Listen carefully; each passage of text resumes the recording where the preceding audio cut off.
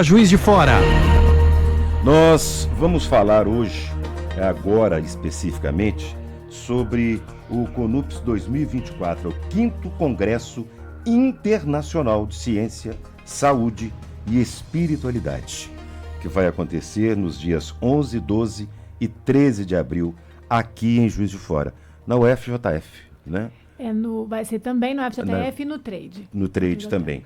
Quem está conosco é a doutora em Saúde brasileira pelo Núcleo de Pesquisa e Espiritualidade e Saúde do NUPS da UFJF, mestre em Psicologia Social, e a doutora Janaína Siqueira. Eu quero agradecer imensamente, doutora, a sua presença aqui. Muito obrigada. Prazer enorme receber você. Obrigada, aqui. Eu que agradeço. E espero aprender muito, porque eu vou começar te perguntando a coisa mais óbvia do mundo.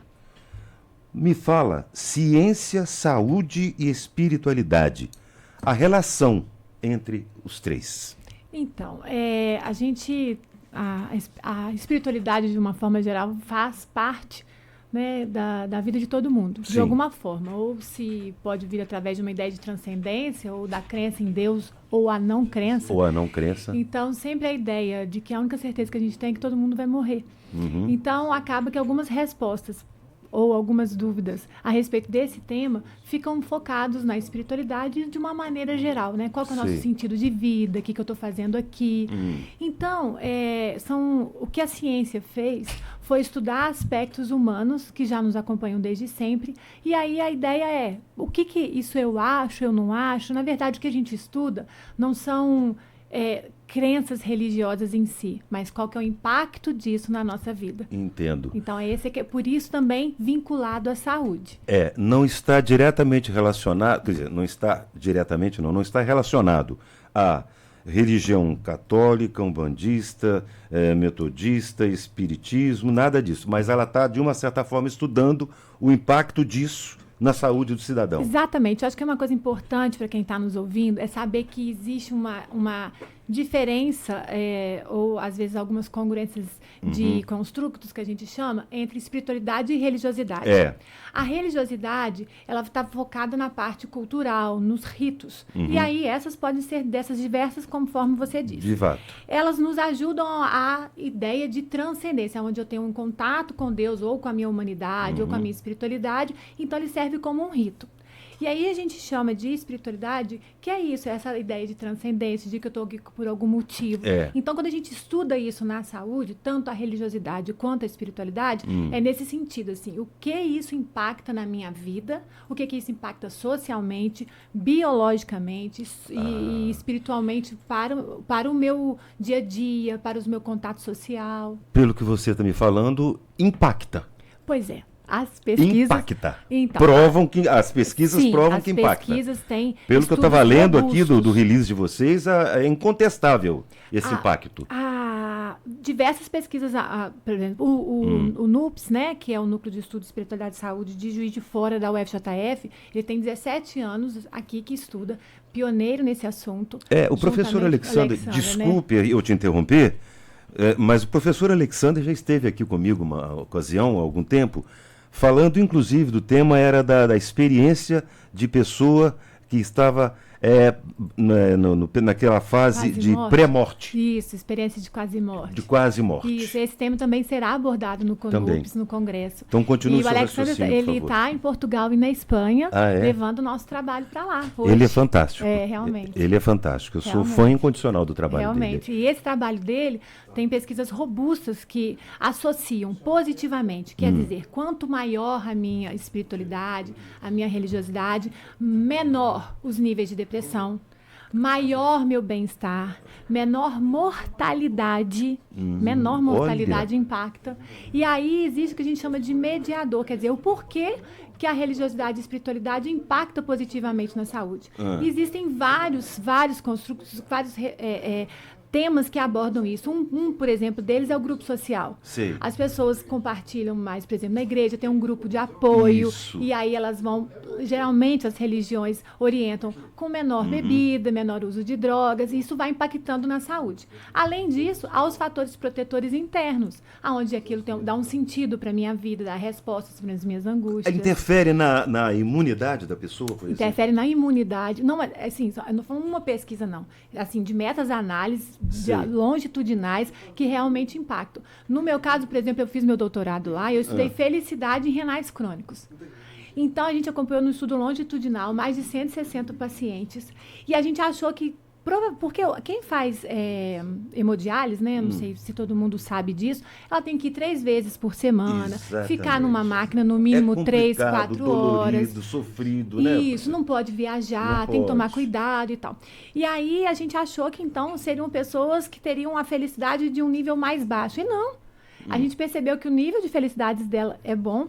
E o mais interessante, que a religiosidade intrínseca é aquela que eu acredito, que eu vivo a minha essência nesse mundo. Ela impactou positivamente os níveis de felicidade muito mais do que tempo de hemodiálise. Às vezes as pessoas estavam lá 1 ano, 15 anos, não fez diferença. A religiosidade impactou muito mais.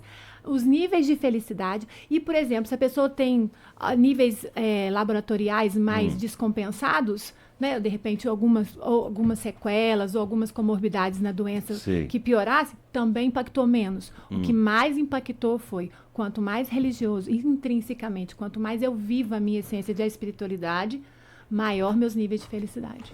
Agora, me diga uma coisa, esse congresso, ele é voltado para profissionais da área ou qualquer pessoa pode participar? Agora, qualquer pessoa pode. Qualquer uma. Qualquer um pode. Se eu quiser me inscrever e participar... Pode participar. Por que eu estou perguntando isso?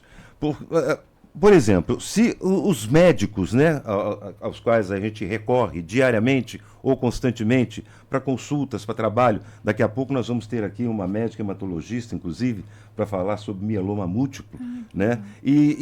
Por exemplo, de que forma esse médico, sabendo desses impactos, pode ajudar nesse processo junto ao paciente. E exatamente isso que o CONUPS vem trazendo, junto com o NESM, a gente está fazendo uma pós-graduação de treinamento desses profissionais, porque há pesquisas que dizem que 89% a 92% dos pacientes desejariam que os médicos abordassem.